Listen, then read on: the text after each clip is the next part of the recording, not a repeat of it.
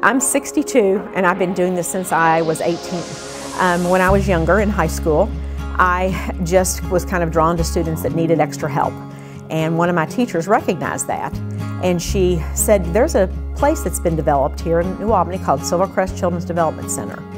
And I went there and started volunteering on the weekends. And during that time, I got to meet a lot of wonderful special needs teachers, physical therapists, occupational therapists, speech therapists, and I started to develop a passion for wanting to do this type of work, and so that's where that path led me. So the students that I serve today, children from the ages of 3 all the way through high school, so some students are as old as 22, 23 before they graduate from our program, and those are students that have a varying types of physical disabilities.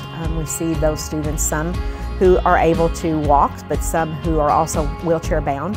And so we're looking at ways that we can they can take part of their education.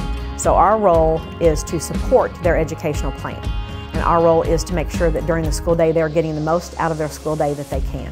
So if you're sitting in a wheelchair all day, you can imagine if it's an improper wheelchair fit, that how uncomfortable that would be. And so my job is to really assess that. That's an ongoing assessment, always watching for those kinds of things. What kind of adaptations and accommodations can I make so this student can get the most out of their day?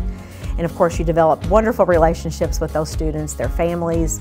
You work very closely with the special ed teachers and other therapists, and it really is a team that gets behind that student and the family and makes that day good for them.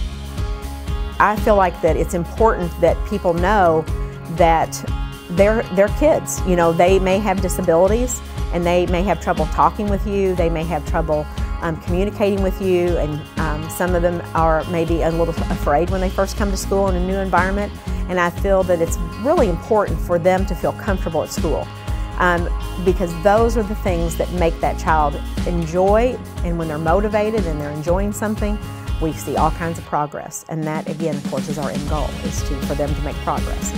God wants us to love those who are sometimes difficult to love, and sometimes those come in different packages.